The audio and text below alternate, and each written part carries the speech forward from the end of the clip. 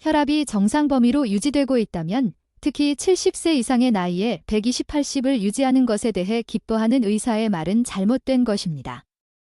이제 당신은 알아야 할 진짜 혈압 관리의 비밀을 알게 될 것입니다. 최근 미국 의학회 저널에 발표된 연구에서는 15,000명이 넘는 노인들이 5년 동안 추적 조사되었고, 그들이 발견한 사실은 우리가 그동안 알고 있던 혈압 목표와는 전혀 다른 결과를 보여주었습니다. 혈압이 완벽하다고 여겨진 노인들은 실제로 심각한 낙상 위험이 28% 더 높았고, 이들의 사망률은 오히려 적당히 높은 혈압을 가진 노인들보다 더 나쁜 결과를 보였습니다.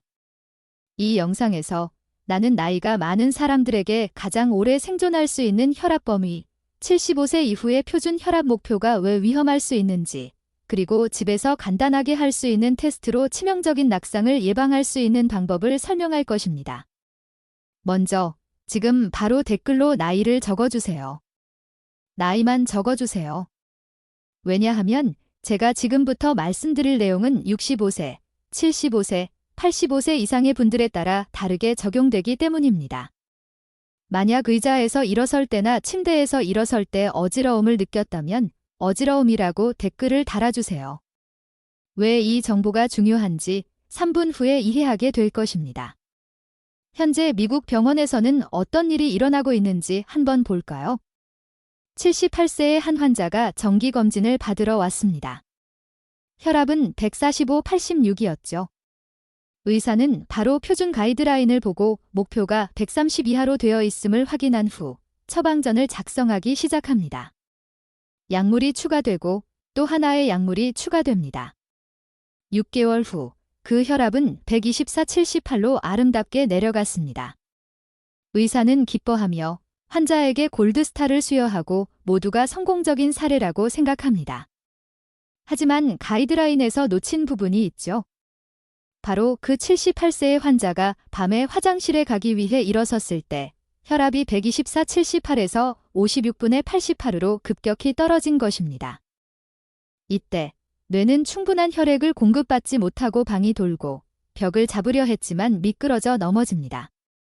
갑자기 우리는 혈압 수치에 대해 이야기하는 것이 아니라 골절된 엉덩이, 응급수술, 3주간의 재활, 그리고 그 이후 이어지는 합병증들에 대해 이야기하게 됩니다. 결과적으로는 독립적인 삶을 잃거나 더 심각한 상황으로 이어질 수 있습니다. 이런 일이 지금 미국 전역에서 매일 발생하고 있습니다. 이 중요한 연구는 몇 달 전에 JAMA 인터넬 메더선에 발표되었고, 이 연구 결과는 아직도 대부분의 의사들이 모르고 있다는 사실이 충격적입니다. 그리고 이런 간극이 매일 의료 현장에서 생기고 있으며, 그로 인해 수명이 단축되는 경우가 많습니다. 이 부분은 직관에 반하는 이야기일 수 있습니다. 그리고 여러분은 이 부분에서 큰 변화를 느끼게 될 것입니다. 그동안 수십 년간의 의학적 사고에 따르면 혈압을 낮추는 것이 더 나은 건강 결과를 가져온다고 여겨졌습니다.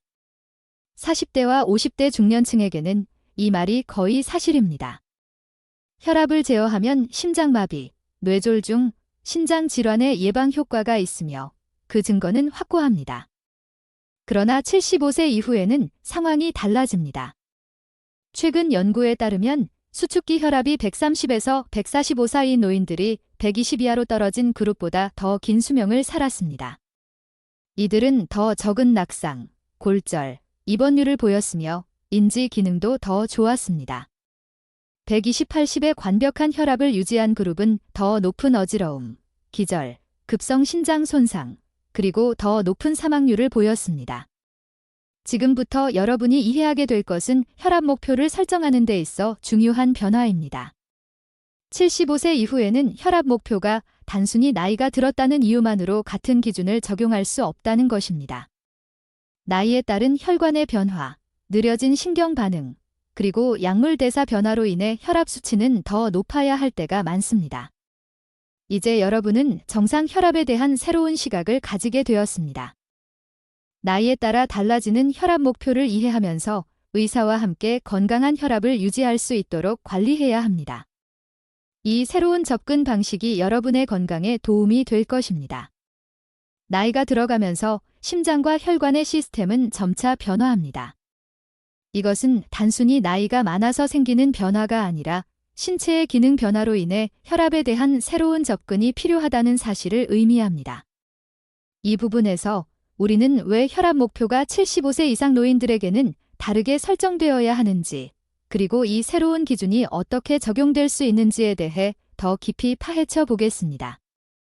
우리는 지금까지 의사들이 혈압을 낮추는 것이 중요한 목표라고 생각하는 이유에 대해 이야기했죠. 하지만 75세 이후에는 혈압 수치가 너무 낮으면 오히려 위험이 될 수 있습니다. 특히 동맥경화와 바로레셉터의 기능 저하가 중요한 역할을 합니다. 첫 번째로 동맥경화가 무엇인지 간단히 설명하겠습니다. 나이가 들면서 우리의 동맥은 점차 탄력을 잃고 경직됩니다. 새로운 정원 호스와 오래된 호스를 비교해 보세요. 새 호스는 유연하고 쉽게 늘어나지만 오래된 호스는 딱딱해져서 잘 늘어나지 않죠. 우리의 동맥도 이와 비슷한 방식으로 딱딱해지고 유연성을 잃어버리게 됩니다. 동맥경화는 혈액이 동맥을 통해 흐를 때 젊을 때처럼 쉽게 혈압을 흡수하고 순환시키지 못하게 만듭니다. 그러므로 75세 이상에서는 혈압이 자연스럽게 높아져야 뇌와 장기들이 제대로 혈액을 받을 수 있습니다. 두 번째로 바로레셉터 기능이 떨어진다는 점입니다. 바로레셉터는 혈관에 있는 작은 센서들로 혈압이 갑자기 떨어지거나 올라갔을 때 이를 감지하고 신속하게 뇌로 신호를 보냅니다. 젊을 때는 우리가 일어날 때나 앉을 때 바로레셉터가 즉각적으로 반응해 심박수를 조절하고 혈관을 수축시켜서 혈압을 조절합니다. 하지만 나이가 들수록 이 반응이 느려집니다. 그래서 기립성 저혈압, 즉 일어설 때 혈압이 급격히 떨어지는 현상이 발생할 수 있습니다. 세 번째로 약물 대사 변화입니다. 75세 이상에서는 신장과 간이 약물을 처리하는 속도가 느려집니다. 이 말은 즉 혈압 약물이 중년과 같은 용량으로 들어갔을 때 더 강하게 작용하거나 더 오래 지속될 수 있다는 것입니다. 이는 약물이 체내에서 너무 오래 남아 있어 혈압이 너무 낮아지게 만들어 낙상이나 기절 같은 위험을 초래할 수 있습니다. 이제 우리가 앞서 이야기한 이 연구의 구체적인 내용을 살펴보겠습니다. 최근 JAMA 인터넷 메더선에 발표된 연구에서는 75세 이상의 15,342명의 성인을 5년 동안 추적하였고 그들이 얻은 결과는 매우 중요합니다. 연구에 참가한 사람들은 당뇨, 이전 뇌졸중, 심장질환 등을 앓고 있는 분들이었으며 다양한 수준의 건강 상태를 가진 사람들이었습니다. 이 연구에서는 수축기 혈압을 기준으로 참가자들을 그룹으로 나누어 추적하였습니다. 하나는 120 이하, 다른 하나는 120에서 130 사이, 또 다른 것은 130에서 140 사이, 140에서 150 사이, 마지막으로 150 이상으로 구분했습니다. 그리고 결과는 이렇습니다. 130에서 140 사이의 혈압 그룹이 가장 낮은 사망률을 기록했으며 120 이하의 혈압을 유지한 그룹은 심각한 낙상의 위험이 28% 높았습니다. 그들은 급성 신장 손상도 더 많이 겪었고 전반적인 사망률도 14% 높은 결과를 보였습니다. 반면 150 이상의 고혈압을 가진 그룹은 예상대로 뇌졸중과 심혈관 사건이 더 많았지만 120 이하의 낮은 혈압이 가장 위험하다는 것이 놀라운 결과였습니다. 이렇게 혈압은 너무 낮으면 위험하다는 사실은 이미 밝혀졌습니다. 우리가 지금까지 알고 있던 완벽한 혈압에 대한 관념이 사실은 고령자의 건강에 도움이 되지 않는 수치일 수 있다는 것입니다. 75세 이상에서는 너무 낮은 혈압보다는 적당히 높은 혈압이 더 좋은 결과를 가져옵니다. 그렇다고 해서 무조건 높은 혈압이 좋은 것은 아니지만 평균적으로 130에서 145 사이의 수축기 혈압이 긴 생존과 더 나은 삶의 질을 가져다 준다고 합니다. 이 범위가 가장 안전한 범위이며 낮은 혈압을 목표로 삼는 것은 오히려 위험할 수 있습니다. 이제 여러분이 진정으로 알아야 할 중요한 점은 혈압 수치를 다루는 데 있어 개별적인 접근이 필요하다는 것입니다. 나이에 따라 그리고 개인의 건강 상태에 따라 혈압 목표가 달라져야 합니다. 단순히 120/80이라는 수치가 모든 사람에게 맞는 것은 아니라는 사실을 이제 여러분은 분명히 이해하셨을 것입니다. 이제 어떻게 하면 혈압을 안전하게 관리할 수 있는지 구체적인 실천 단계를 알아보겠습니다. 오늘 밤부터 시작할 수 있는 몇 가지 간단한 테스트를 통해 혈압 관리의 중요한 부분을 점검할 수 있습니다. 첫 번째, 집에서 혈압을 꾸준히 체크해 보세요. 만약 아직 혈압 측정기를 구입하지 않으셨다면 약국에서 약 $30에 판매되는 간단한 혈압 측정기를 구입하세요. 이 기계는 매우 정확하고 사용하기 쉽습니다. 집에서 매일 아침, 저녁으로 혈압을 측정하고 그 수치를 기록해 보세요. 최소 2주 동안 같은 시간에 측정하여 그 패턴을 확인하면 내 혈압 상태가 평균적으로 어떤지 알 수 있습니다. 두 번째, 기립성 혈압 테스트를 꼭 해보세요. 이 테스트는 집에서도 간단히 할 수 있습니다. 먼저 평평한 곳에 눕고 5분 동안 가만히 쉬세요. 그 후 누운 상태에서 혈압을 측정하고 기록해 놓습니다. 이제 일어날 때 바로 다시 혈압을 측정하세요. 만약 수축기 혈압이 20포인트 이상 떨어지거나 이완기 혈압이 10포인트 이상 떨어지면 이는 기립성 저혈압을 의미하며 혈압 약물이 너무 강할 수 있음을 나타냅니다. 이 경우에는 약물 조정이나 다른 치료 방법이 필요할 수 있습니다. 세 번째, 증상을 점검하세요.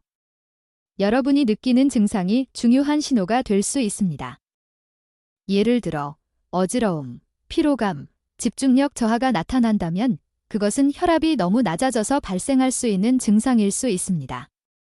이런 증상이 자주 발생한다면 반드시 의사와 상의하여 현재 복용 중인 약물의 용량을 다시 검토해 보세요.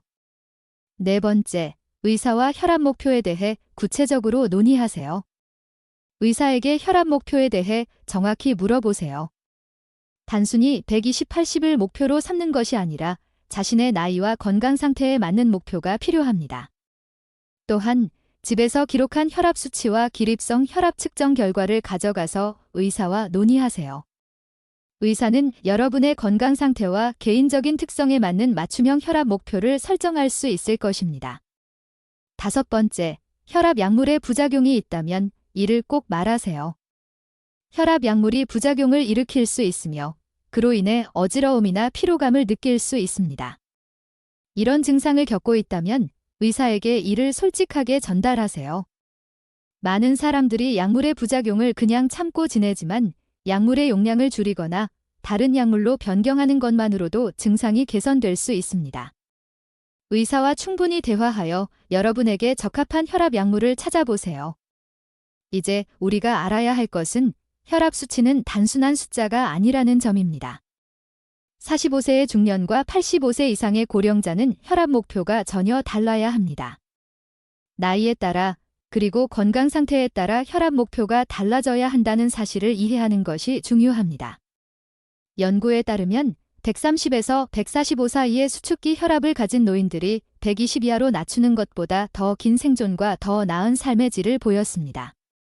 반면에 120 이하의 혈압은 낙상, 신장 손상, 그리고 뇌졸중과 같은 부작용을 초래할 수 있습니다. 혈압이 150 이상이 되면 심혈관 질환의 위험도 높아지므로 적정 범위에서 혈압을 유지하는 것이 중요합니다.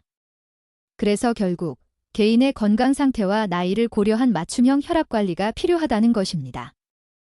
나이에 따라 그리고 건강 상태에 따라 혈압 목표가 달라질 수 있습니다.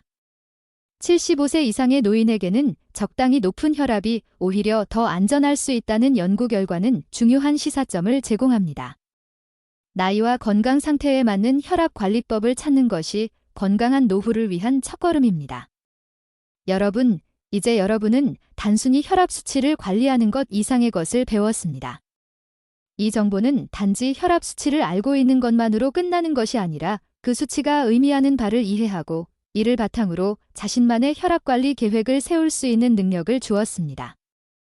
여러분은 이제 자신의 건강에 대해 더 잘 알게 되었으며 자신의 혈압을 어떻게 관리해야 하는지에 대해 스스로 더 많은 결정을 내릴 수 있게 되었습니다.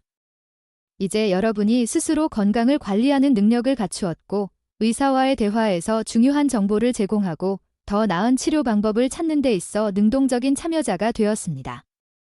여러분이 이 영상을 보고 얻은 정보가 여러분의 건강에 도움이 되었다면 이 영상을 다른 분들과 공유해 주세요. 특히 65세 이상의 친구나 가족에게 이 정보를 알려주면 그들에게도 큰 도움이 될 것입니다. 마지막으로 여러분은 이제 혈압 관리에 대한 깊은 이해를 얻었고 혈압 관리가 개인에 따라 달라야 한다는 사실을 알게 되었습니다. 제가 다루었듯 혈압 목표는 나이와 건강 상태에 따라 다르게 설정해야 한다는 사실을 기억하세요.